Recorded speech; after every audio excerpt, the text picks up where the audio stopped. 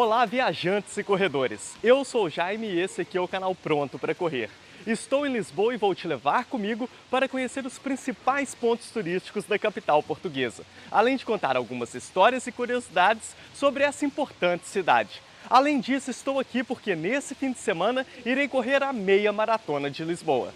O vídeo então é para todos. Para as pessoas que não conhecem Lisboa e querem ter um momento de entretenimento viajando sem sair do lugar, para aqueles que chegaram aqui no vídeo porque estão planejando conhecer a capital de Portugal e querem uma ajudinha para fazer o seu roteiro, e logicamente também é para você, corredor, que é a razão da existência desse canal, poder ver trechos da meia maratona e ao mesmo tempo passear pela cidade comigo. Então, vamos nessa! Para quem não acompanha o canal e não me conhece, eu moro em Portugal já faz alguns anos e já vim a Lisboa muitas vezes. Então diversos pontos que eu vou mostrar aqui para vocês não são novidades para mim, mas para gravar esse vídeo irei explorar curiosidades para além do óbvio de só caminhar pela cidade e mostrar os pontos turísticos. Nesse momento estou andando pelas ruas do Chiado e para começarmos o dia vamos fazer como tem que ser, com um bom café e uma boa história.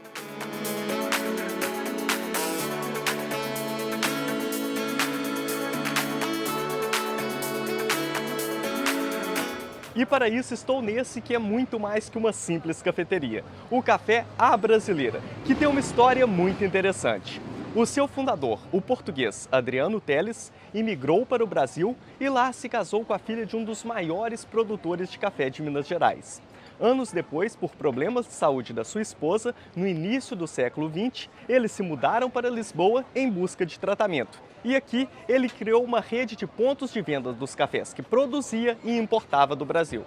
Só que no início a bebida ainda era desconhecida pela maioria e por isso pouco apreciada pelos portugueses. Então, para dar o empurrão inicial, ele teve a ideia de criar um estabelecimento que permitisse às pessoas conhecer e provar a qualidade do café que ele trazia do Brasil. E ele distribuía xícaras de café gratuitamente como forma de divulgação do seu produto e do seu negócio. Assim nasceu em 1905 esse local que estou agora e ajudou a criar o hábito do consumo de café tão comum hoje na vida portuguesa. E esse café, que é lindo, tem uma forte ligação com a arte desde os anos da sua criação.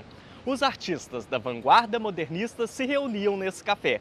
E aquele que possivelmente foi o frequentador mais famoso do Café à Brasileira tem hoje uma estátua em sua homenagem logo aqui na calçada. Estou falando do poeta lisboeta Fernando Pessoa, que era um freguês assíduo do estabelecimento. Muitas poesias devem ter surgido por aqui.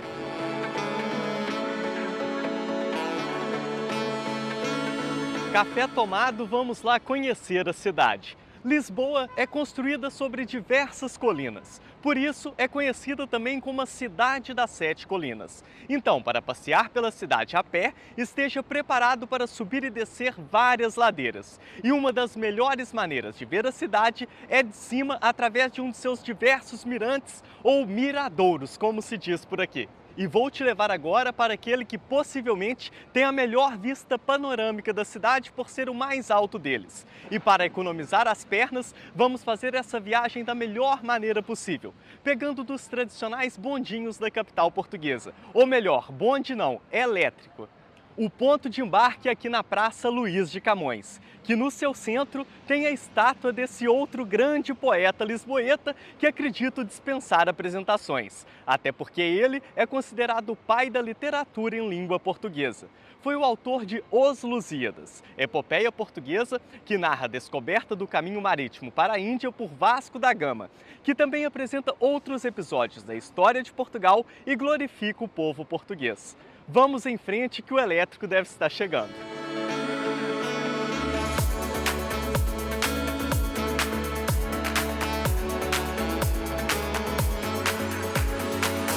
Esse aqui é o elétrico número 28, talvez o mais turístico da cidade, porque passa em vários pontos de interesse de quem visita Lisboa.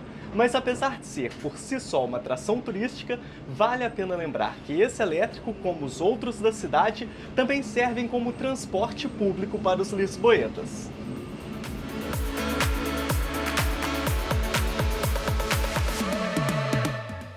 Esse aqui é o Miradouro da Senhora do Monte, E daqui vocês podem comprovar aquilo que eu disse sobre ter uma magnífica vista panorâmica da cidade.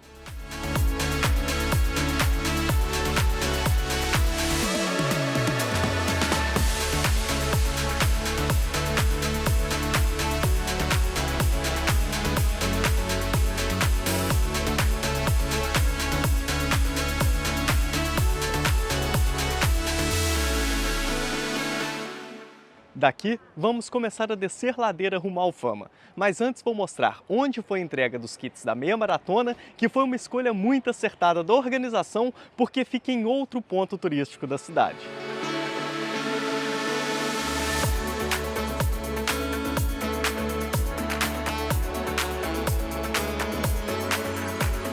Este é o Parque Eduardo VII, o maior parque da região central de Lisboa.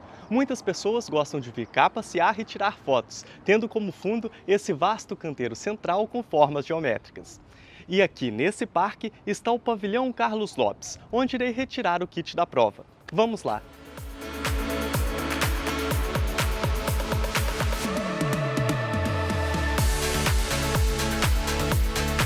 Uma curiosidade é que esse belo edifício não foi construído aqui nesse parque, nem mesmo foi feito em Portugal, mas sim no Brasil, essencialmente com elementos transportados daqui de Portugal para lá. Agora você pode estar estranhando, mas como assim? É isso mesmo, ele foi construído para ser o pavilhão português na Grande Exposição Internacional do Rio de Janeiro de 1922. Essas exposições internacionais ou universais são feiras em que os países criam pavilhões para mostrarem as suas inovações, ideias e tecnologias ao resto do mundo. Essas exposições costumam durar alguns meses e está acontecendo uma agora em Dubai. Se tiver interesse, pesquisa aí para conhecer melhor. Voltando a conversa para cá. Terminada a exposição internacional, esse pavilhão foi desmontado no Rio e reconstruído aqui em Lisboa, tendo sido inaugurado em 1932 como Palácio das Exposições e em 1984 muda definitivamente de nome para Pavilhão Carlos Lopes. E esse é um canal de corrida de rua. Acredito que muitos saibam quem é Carlos Lopes. Para quem não sabe, ele foi o campeão da Maratona Olímpica de Los Angeles em 1984. Justíssima homenagem. Hoje em dia, aqui acontecem reuniões, conferências, jantares, feiras, exposições, apresentações de produtos e não poderia ter local melhor para ser a entrega de kits da Meia Maratona de Lisboa.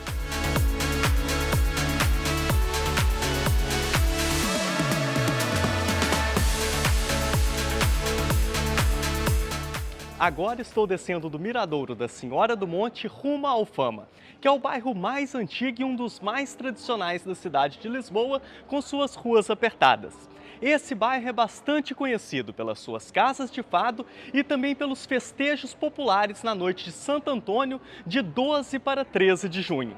Para quem não sabe, Santo Antônio também é lisboeta. Nasceu aqui no ano de 1195.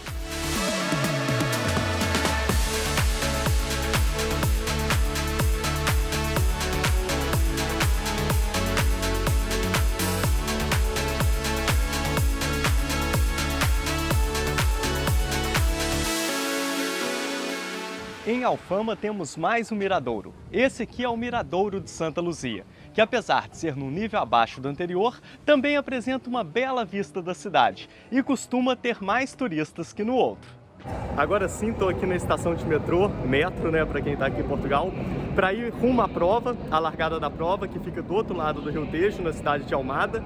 Vamos atravessar o rio de trem, comboio, aqui. E hoje o transporte público é gratuito para os corredores, é só mostrar o número de peito.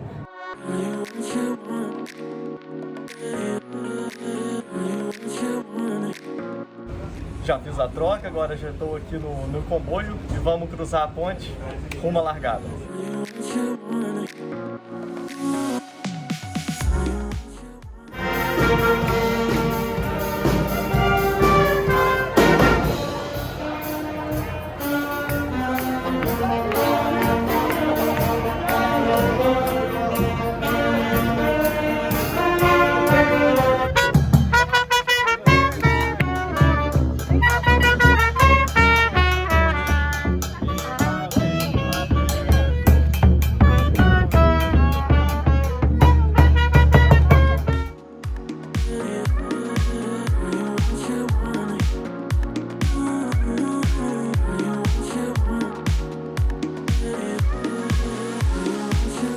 Miradouro de Santa Luzia, descendo mais um pouquinho, chegamos à sede de Lisboa.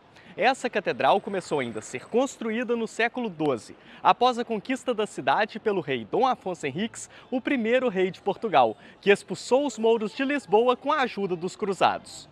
E essa história é muito interessante de ser contada.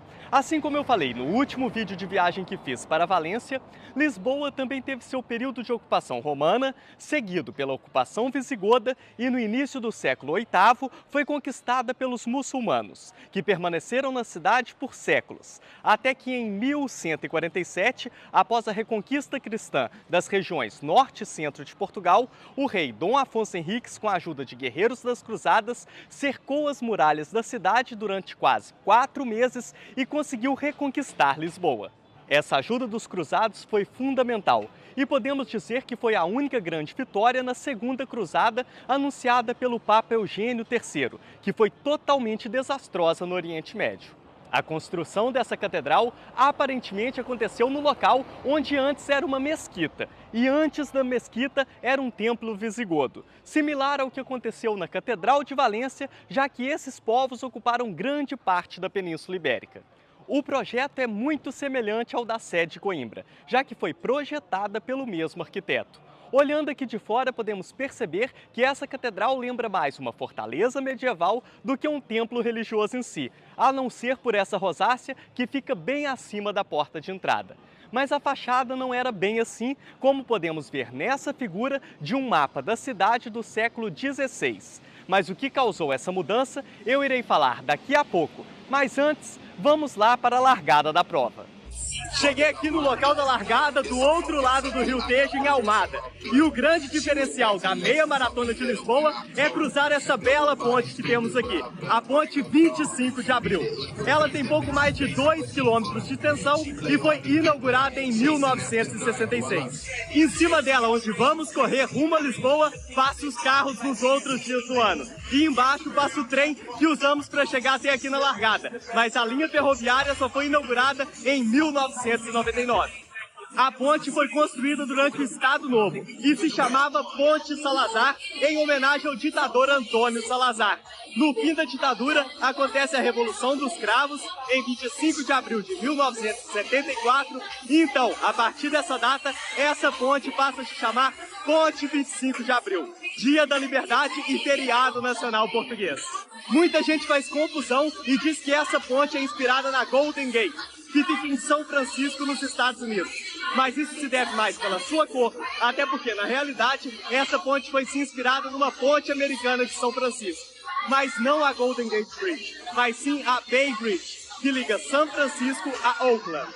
E uma coisa eu não tenho dúvida, pelo menos para nós corredores, que a melhor maneira de conhecer a ponte é atravessando ela correndo a meia maratona de Lisboa. E falta pouco para a largada. E vai começar a meia maratona de Lisboa.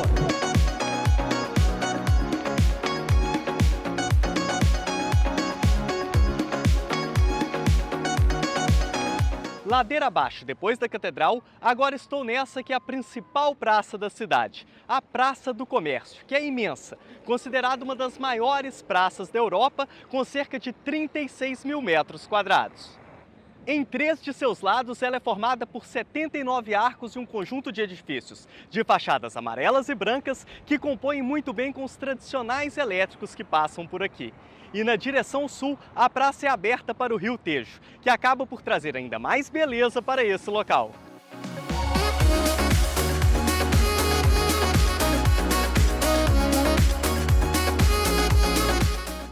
E a história de Lisboa passa por aqui.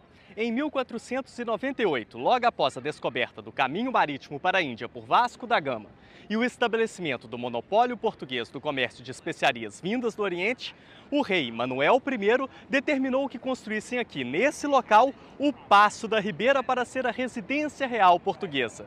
Mas não só. Também ficava aqui a sede dos poderes administrativo, político, comercial, naval e militar. Por isso, temos uma praça tão grande para comportar tantos edifícios à sua volta. E o Paço da Ribeira permaneceu como Palácio Real e a residência oficial dos reis portugueses durante cerca de 250 anos. Por isso, a Praça do Comércio também é chamada, muitas das vezes, de Terreiro do Paço, seu antigo nome. Mas por que mudou de nome? Porque o Paço da Ribeira, que era o Palácio Real, já não existe mais. Vou te contar o que aconteceu. Em 1º de novembro de 1755, ele foi totalmente destruído por um gigantesco terremoto que recebeu até mesmo o nome de Terremoto de Lisboa. E não só o Paço da Ribeira foi destruído. Esse terremoto destruiu quase toda a cidade de Lisboa, tendo matado certamente mais de 10 mil pessoas. E há estudiosos que apontam um valor muito maior, tendo sido esse um dos terremotos mais mortíferos da história. Os sismólogos estimam magnitudes entre 8,7 a 9 na escala Richter. O que restam são pinturas do Paço da Ribeira e do Terreiro do Paço antes do terremoto. O lugar aqui, além de ter sido um importante local político e social, também aconteceram aqui eventos tristes e sombrios, que hoje em dia não aceitamos e até mesmo abominamos, que também foram retratados em pinturas, desde touradas até os chamados autos de fé, que eram as execuções cristãs da Inquisição. Ah, e agora vocês já sabem o porquê das torres da Sé de Lisboa não serem como eram originalmente. A catedral sofreu muitos danos pelo terremoto. Após o terremoto, a capital portuguesa precisou ser praticamente reconstruída. E uma figura muito importante entra em cena, o Marquês de Pombal, que na época era secretário de Estado do Reino, algo parecido com as funções atuais de um primeiro-ministro. Dizem que ele conseguiu sobreviver por sorte ao terremoto e que imediatamente já tratou de iniciar a reconstrução da cidade, onde disse a famosa frase: "E agora enterram-se os mortos e cuidam-se os vivos". Em menos de um ano, Lisboa já estava parcialmente reconstruída. Hoje em dia temos aqui na praça departamentos governamentais, atividades culturais, hotéis, restaurantes e cafés. No seu centro está a estátua de Dom José I, rei de Portugal na época do terremoto. E entre os seus 79 arcos, temos no lado norte aquele que chama mais atenção, o Arco Triunfal da Rua Augusta, que é a porta de entrada para a Baixa de Lisboa, que é o bairro central da cidade.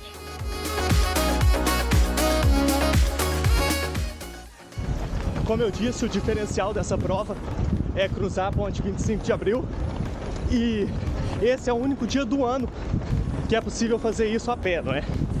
Então, por isso, muitos lisboetas também se inscrevem na prova para terem a oportunidade de fazer isso, de cruzar a ponte 25 de abril, ter uma vista privilegiada do Rio Tejo.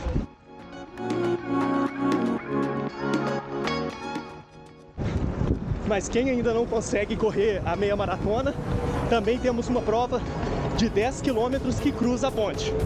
E por isso vemos realmente muita gente correndo essa prova de 10 quilômetros. Eu não sei o número exato de corredores, depois que sair eu posso até olhar, se sair até o vídeo eu coloco aí na tela.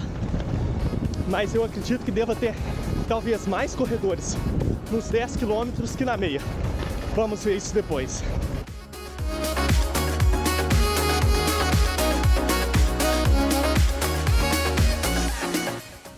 Cruzando o arco, chegamos à Rua Augusta, que é um calçadão bastante movimentado, com muitas lojas, restaurantes e cafés. E em uma de suas ruas paralelas, temos o elevador de Santa Justa, que além de atração turística, também faz parte do sistema de transporte público da cidade.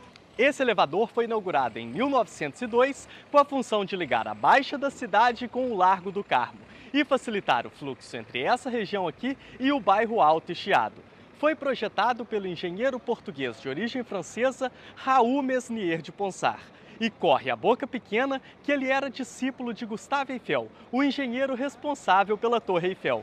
Mas não existe nenhuma ligação comprovada entre os dois, o que nos leva mais a crer que isso não se passa de uma lenda urbana. Sobre o elevador em si, sinceramente, na minha opinião, mais interessante de se ver do que de andar. Porque, além do preço, ficam aqui filas enormes de turistas para poderem andar no elevador.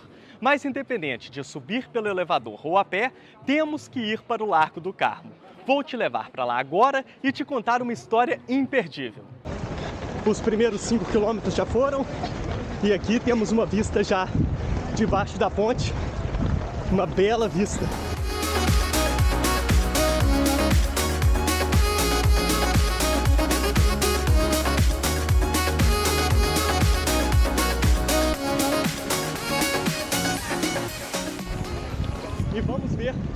mais um ponto da cidade de Lisboa.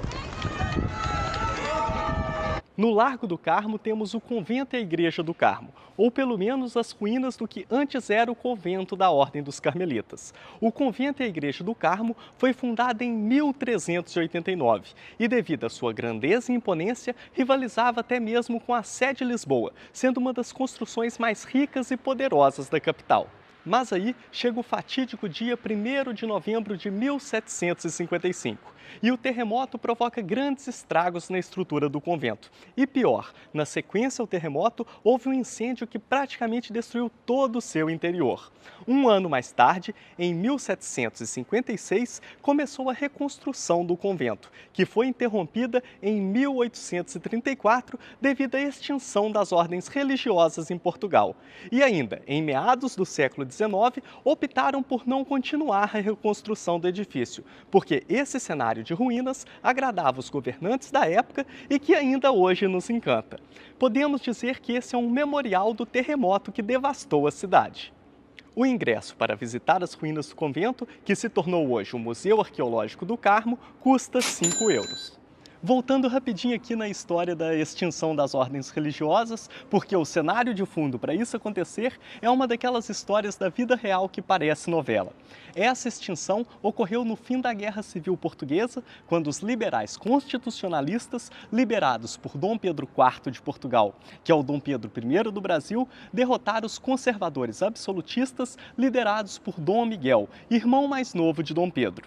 Isso mesmo, a Guerra Civil foi briga de irmãos, mas com muito pano de fundo. Não sei como a Globo ainda não pegou esse enredo para uma novela das 6. Deixa eu contar o resumo do que aconteceu, porque essa é imperdível.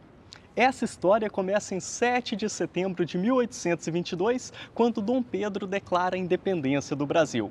Anos mais tarde, em março de 1826, seu pai, Dom João VI, morre e Dom Pedro ascende ao trono português. Mas os brasileiros não aceitam isso muito bem, porque temem que voltasse a unidade da antiga monarquia e não tivessem realmente a independência, além da Constituição Brasileira de 1824, já previa essa situação, proibisse Pedro de governasse ambos os países. Então, em maio do mesmo ano, ele abdica o trono português a favor da sua filha mais velha. E assim, Maria II torna-se rainha de Portugal com apenas 7 anos de idade. Só que essa abdicação era condicional. A Maria II teria que casar com seu tio Miguel, que estava exilado na Áustria porque tinha comandado revoltas absolutistas anos antes. E seu pai, o rei Dom João VI, havia o mandado para o exílio. Esse tipo de casamento, por mais estranho que pareça, era normal na época por causa dos interesses monárquicos. Tanto que até a igreja fechou os olhos para isso e o Papa Leão XII dispensou oficialmente o impedimento de consanguinidade. Mas até ter idade para casar, Maria II e Miguel permaneceriam noivos e a regência de Portugal permaneceria com a irmã mais velha de Miguel e mais nova de Pedro, a infanta Isabel Maria. Chamamos de infante e infanta os filhos do monarca que não têm direito direto ao trono e príncipe e princesa aqueles que são sucessores. O primeiro pano de fundo dessa história era a independência do Brasil, e o segundo eram os ideais divergentes dos dois irmãos. Dom Pedro tinha ideias liberais e, dias antes de abdicar ao trono, outorgou uma Constituição livre aos portugueses. Nessa nova Carta Constitucional, Dom Pedro tentava apaciguar o clima tenso entre absolutistas e liberais e estabelecia 4 poderes, dividindo o legislativo em 2 câmaras, a Câmara Alta, com membros da nobreza, e a Câmara Baixa, ou Câmara dos Deputados, composta por deputados eleitos por voto indireto, além do poder judicial, exercido pelos tribunais, e o executivo pelos ministros do governo. E o rei teria um poder moderador. Miguel jurou a essa carta constitucional perante as cortes e prometeu seguir as vontades do irmão, o que gerou agitação em Portugal entre os conservadores, que viam em Miguel a oportunidade da manutenção do absolutismo. No meio de tudo isso, a infanta Isabel Maria adoece e Pedro nomeia Miguel como regente. Sob pressão do Partido Absolutista Conservador, dos latifundiários e da Igreja Católica, pouco tempo depois, Miguel quebra o juramento e passa por cima dessa nova Constituição, dissolvendo as cortes legislativas e reunindo o Conselho para decidir a quem pertencia a coroa. O conselho, que se baseava na Constituição anterior, 4 dias depois proclama Miguel rei de Portugal. Esse reinado é muito controverso na história de Portugal.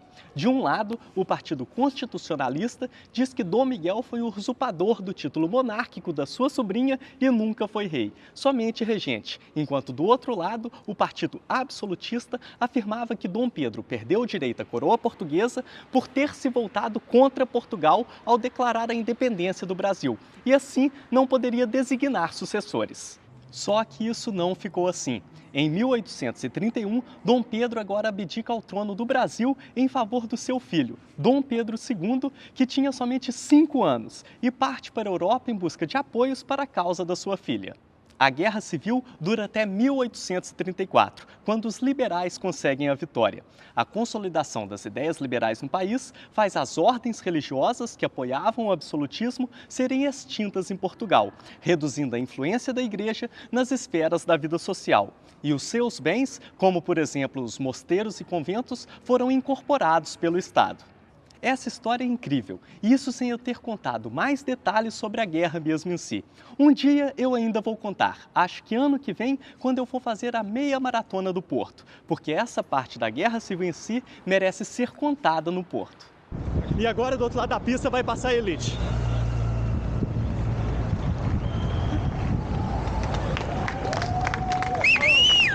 Gol, que primo, gol! Sozinho, cara. Sozinho. Vai demorar a gente ver o segundo, cara. Ih, lá vem agora. Realmente ali o Kiplimo já abriu uma distância enorme. Nem 10 quilômetros de prova para eles. E agora o segundo pelotão vem muito distante.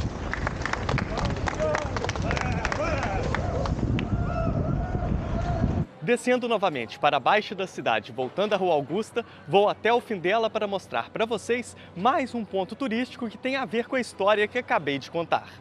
Essa aqui é a Praça do Rossio, que apesar de ser conhecida assim, oficialmente seu nome é Praça Dom Pedro IV.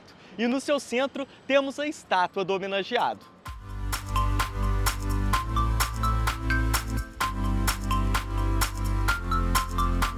E a ligação entre Portugal e Brasil nessa praça não se dá somente por Dom Pedro, mas olha só esse calçamento. Lembra alguma coisa? O traçado desse calçamento foi criado para representar o encontro entre as águas do Rio Tejo e o Oceano Atlântico e serviu de inspiração para a criação do calçadão de Copacabana no Rio de Janeiro. E ainda nessa praça também temos uma homenagem à filha de Dom Pedro e sua sucessora.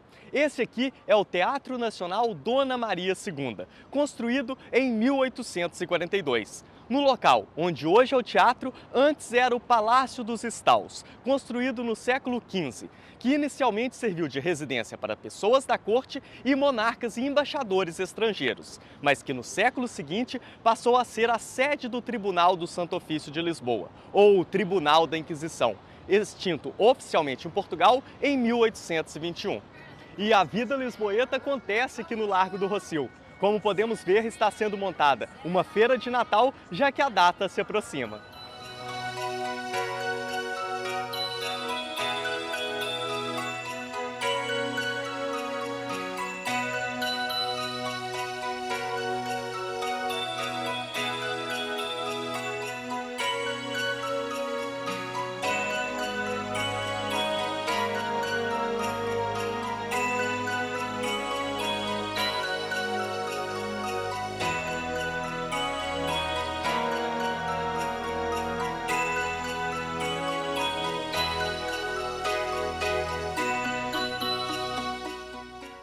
Como essa prova larga num ponto e chega em outro, não temos guarda-volume, então passei um pouco de frio para chegar na largada, porque tem que sair de casa já com a roupa de correr, não dá para ficar carregando roupa, não tem onde deixar. E também a prova que não disse nada sobre levar roupa velha, que ia ter um local para deixar para doação, como acontece em outras grandes provas. E por isso passei um pouquinho de frio. A temperatura na largada era cerca de 14 graus. Só que agora a temperatura já começa a subir e tá ideal, tá aí talvez 18, 19 graus. Só que como choveu essa noite, a umidade está um pouquinho elevada, mas nada que vai prejudicar. Vamos em frente, 9 quilômetros, e vamos ver mais um ponto aí da cidade de Lisboa.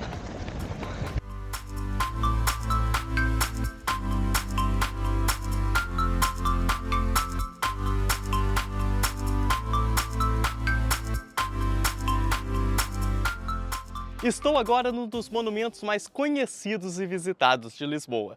Esse aqui é o Castelo de São Jorge.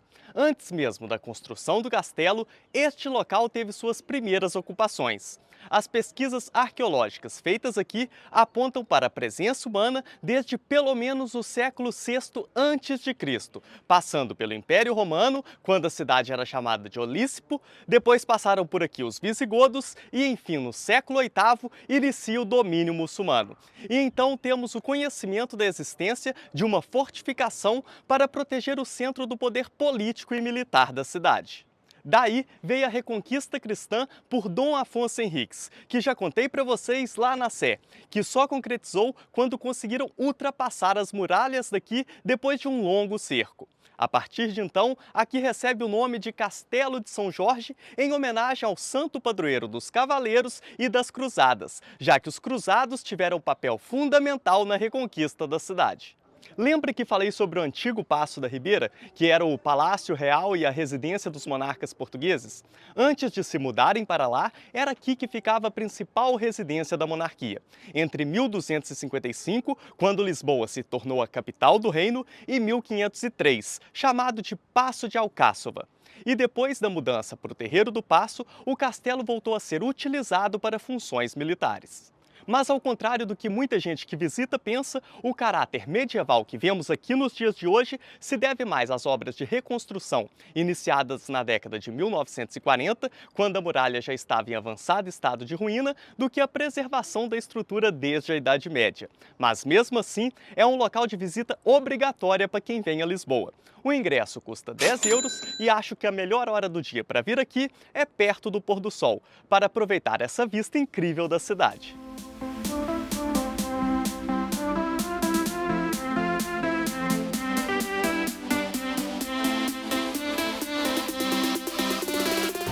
E chegamos na região de Belém.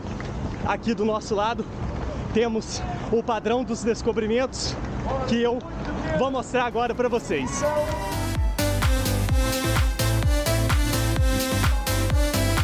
Chegamos agora na região de Belém, que é uma das freguesias de Lisboa que tem muitos pontos de interesse turístico.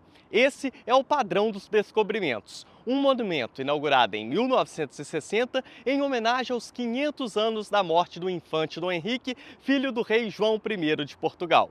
O infante Dom Henrique foi uma figura central na era dos descobrimentos, quando os portugueses chegaram à Madeira, aos Açores e em Cabo Verde. A ideia do monumento de 56 metros de altura é representar uma caravela se lançando ao Rio Tejo, evocando a expansão ultramarina portuguesa, sintetizando um passado de glórias que fizeram de Portugal o centro do mundo com a descoberta da rota marítima até a Índia e o monopólio do comércio de suas especiarias, séculos antes ainda do ciclo do ouro no Brasil. Na proa dessa caravela está o infante Dom Henrique, a figura mais importante da epopeia dos descobrimentos. E em cada um de seus lados temos mais 16 figuras históricas dessa época. Entre eles, logicamente, Vasco da Gama, o segundo do lado leste, e Pedro Álvares Cabral, o quarto desse mesmo lado. Aqui embaixo do Padrão dos Descobrimentos temos uma Rosa dos Ventos de 50 metros de diâmetro, que foi um presente da África do Sul.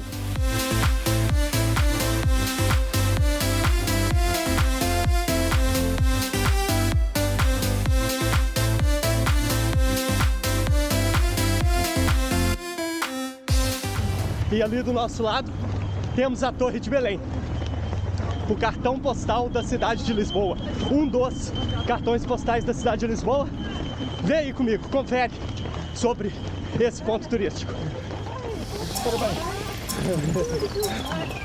Essa aqui é a Torre de Belém. Patrimônio Mundial da Unesco e um dos cartões postais da cidade de Lisboa. Começou a ser construída em 1514 e foi concluída em 1520, ou seja, acabou de completar 5 séculos no ano passado.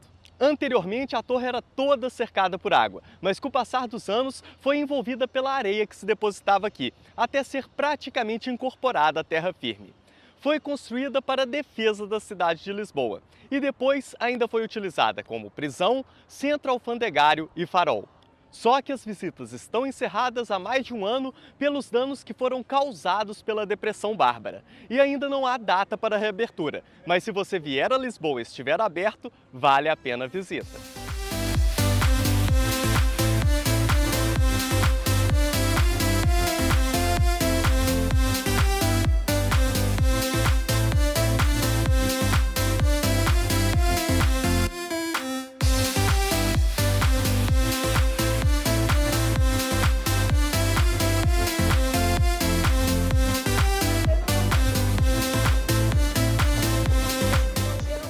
Outro ponto turístico que temos aqui na região de Belém é para onde estamos partindo agora.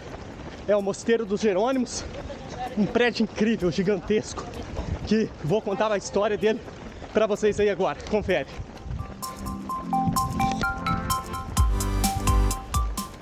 Esse aqui é o Mosteiro dos Jerônimos. Sem sombra de dúvidas, a obra-prima da arquitetura portuguesa do século XVI, conhecida como estilo manuelino. Esse estilo leva o nome do monarca da época, o rei Dom Manuel I, que mandou construir tanto esse mosteiro aqui, como a Torre de Belém, que fica bem pertinho daqui. Além de ter sido ele também que mandou construir o Paço da Ribeira, que foi destruído pelo terremoto. Como sempre digo, não sou muito conhecedor de estilos de época, mas até vou aprendendo mais quando vou visitando e gravando os vídeos aqui do canal. O estilo manuelino tem como característica principal a exuberância das formas, com forte presença de elementos naturalistas e de símbolos nacionais. Visitando tanto aqui quanto a Torre de Belém, é possível notar esses detalhes rebuscados. E juntamente com a torre, o mosteiro é também classificado como Patrimônio Mundial pela Unesco. Esse mosteiro gigantesco, com mais de 300 metros de fachada, começou a ser construído em 1501 para celebrar o retorno de Vasco da Gama da Índia, onde antes era a Ermida de Santa Maria de Belém, uma pequena igreja que a história conta que o próprio Vasco da Gama e também Pedro Álvares Cabral fizeram vigílias rezando antes de partirem para suas viagens. A construção durou 100 anos e o mosteiro foi inaugurado em 1601. Logicamente que, além da vontade de celebrar essa conquista de Vasco da Gama, a coroa portuguesa só conseguiu financiar a construção de um edifício dessa dimensão por causa do estabelecimento dessa rota marítima de comércio com o Oriente, que colocou Portugal como a grande potência mundial da época. A visita completa custa 10 euros, que merecem ser pagos sem dúvida nenhuma, mas a igreja você consegue visitar de graça.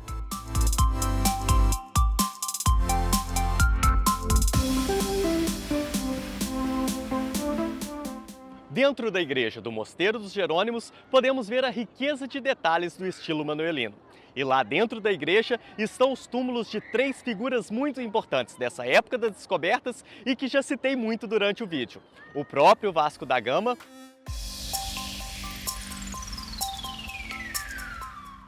o grande poeta Luís de Camões e também o rei Dom Manuel I.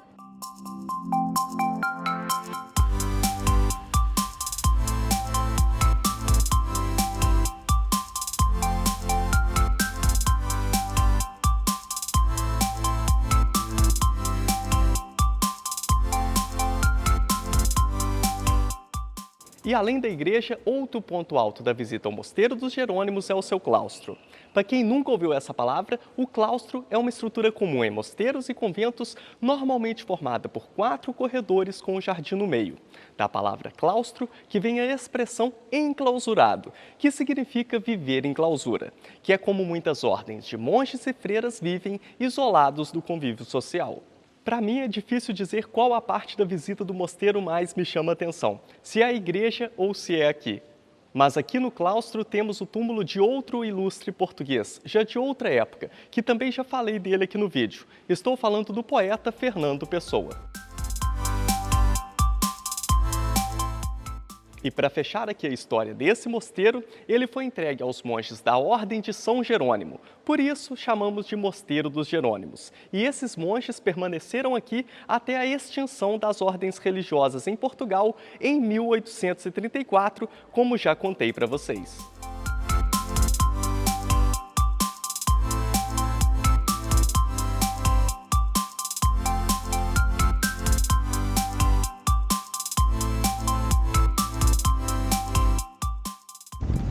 E tava faltando eu falar de comida, não é?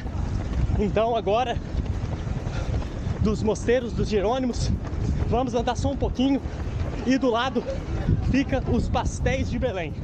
Na minha opinião, um dos melhores doces do mundo. Confere aí. Falta pouco para chegar. Bem pertinho do Mosteiro dos Jerônimos temos o tradicional Pastel de Belém, que foi fundado em 1837, ou seja, pouco tempo depois da extinção das ordens religiosas no país e de quando os monges, que anteriormente produziam esses pastéis, tiveram que sair do mosteiro.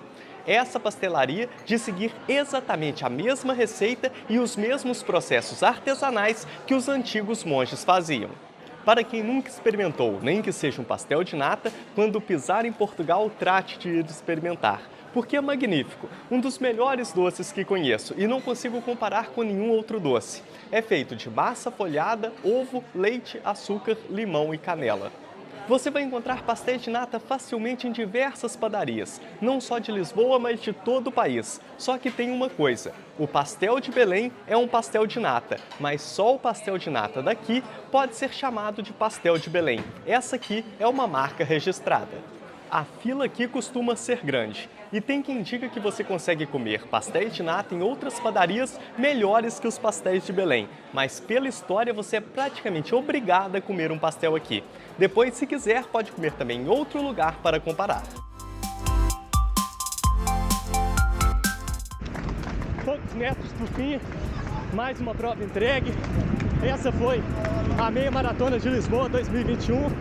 Espero que tenham gostado da cobertura, que tenham gostado do passeio turístico que levei vocês comigo. E mais uma prova da entregue. Por aqui, estamos sempre prontos para correr.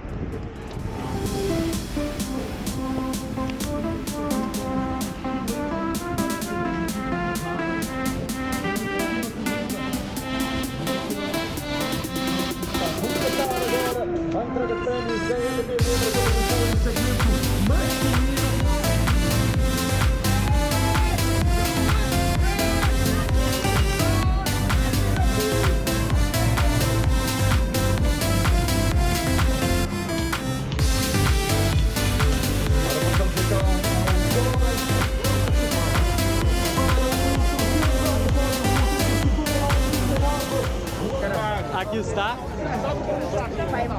mais uma.